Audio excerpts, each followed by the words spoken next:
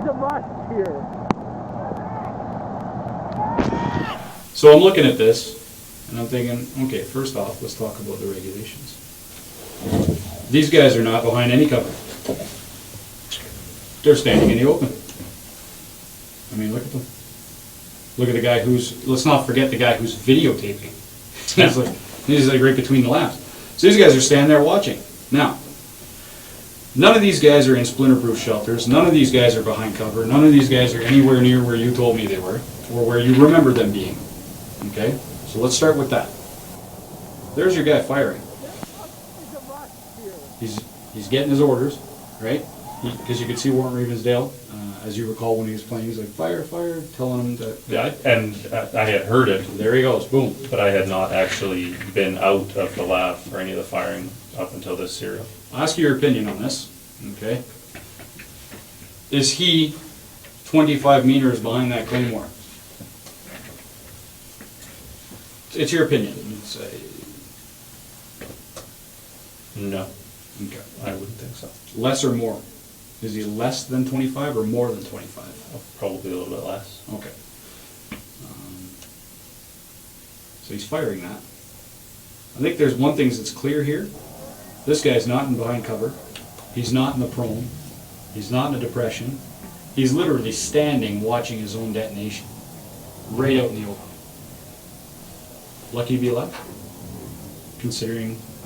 Well, the weapon has a lethal range that's that is supposed to be pointed away and would be directly forward. And I know the anecdotal stories I know of are people that literally set it down and have their rucksack against the back of it and fire it, and are in the concussion zone. So, as far as a conventional range, then no, I don't think that would be the way it would go. And it.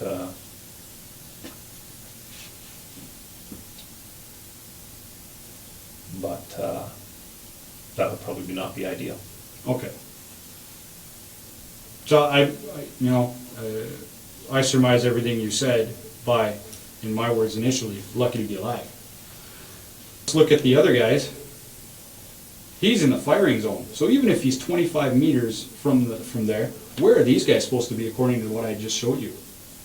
According to what you showed me, 100 meters, I believe, was the area that to be without protection. Absolutely. Yeah, absolutely. This guy, I bet you, he reaches over, can touch him.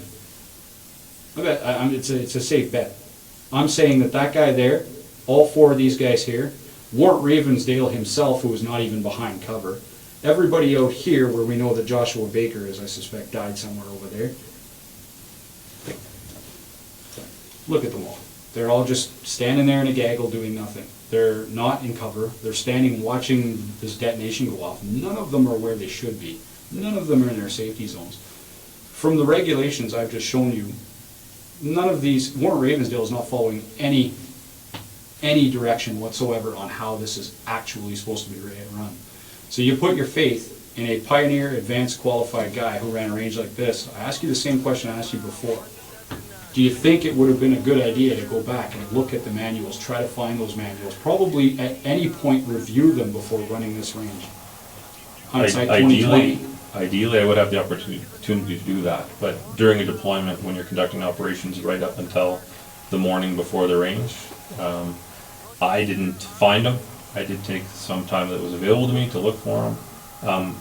Absolutely, 20/20 hindsight, it would be good to find everything, get all the details. But that wasn't available to me at that time. Well, I think what was available to you was the decision to say, we shouldn't do this then. So I take you to the first detonation. That goes off, right? Second one goes off, everyone's still standing there. And I don't know if you heard that when we were playing it out, and I'll play it in full for you again. If you want, you can hear things flying back and hitting the labs.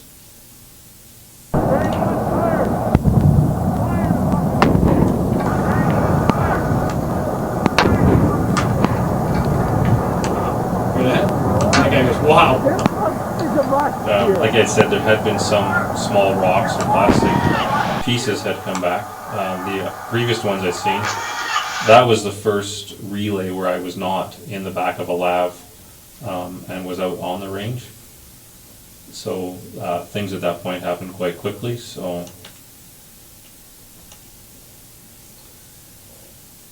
So, I'm going off of what you told me. You recall everyone was behind cover. I remember the order being given, and that in the previous ones at least, there had been movement from where I could see from the farthest right lav, and I was inside the back of the vehicle sitting and seated. So my understanding was that the people were moving behind the cover. But you can't even tell me if that's you or not right here. So how am I gonna, you're gonna tell me you were in the lab and then tell me that might be me right there? You'd be... This was a third relay when I had been relieved of, and someone else was monitoring the radio. Corporal Armstrong had come over and was monitoring the radio. So during the relay where Josh Baker dies, what are you doing? I was outside and was just beginning to walk around that range. I'd spoken with one at Ravensdale before this relay, but had not seen the exact placement of the claymores, and was just now out for the first time seeing the conduct of this range. Okay. So, according to everything I've read to you, this here is all yours and his responsibility. So, it's hard to point out the obvious, because, you know, I mean, this is literally all I'm doing is pointing out the obvious. The obvious, as far as I'm concerned, is that A, had you read these policies properly and taken the time to do it, B, made the command decision as an OC who's responsible for the lives of every one of these kids, and not put so much faith in a guy you met 2 weeks ago. And that's all he is. He may be a warrant officer, he may be Pioneer Advanced Qualified, he's a guy you met 2 years ago. It's not the guy that's been working for you for however long. And then you see how he ran that range. I'd be hard pressed for you to say that you put your faith in a guy who ran his range like this. You had the decision that you could have made at that time, saying that, okay, I haven't read the policies, because this all looks bad to me. I haven't read the policies.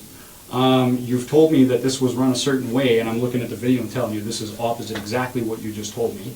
And even in any case, whether or not you were in your lab or not, here you would have been walking around making sure that everything, you know, because after the third relay, you were walking around when this incident occurred.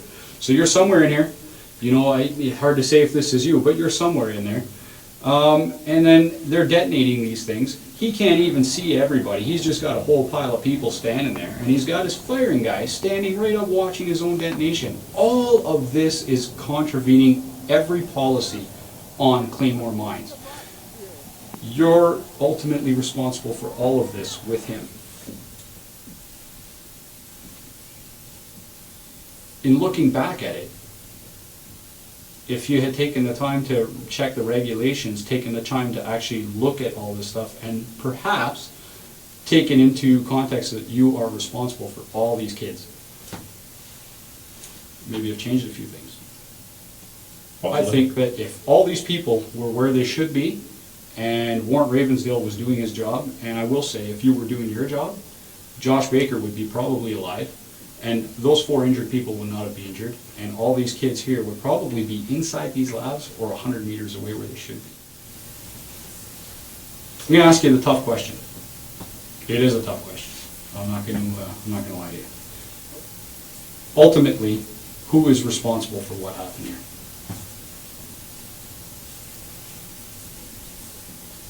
I would be. As a platoon commander, I'm responsible for everything that happens within my platoon. Just you?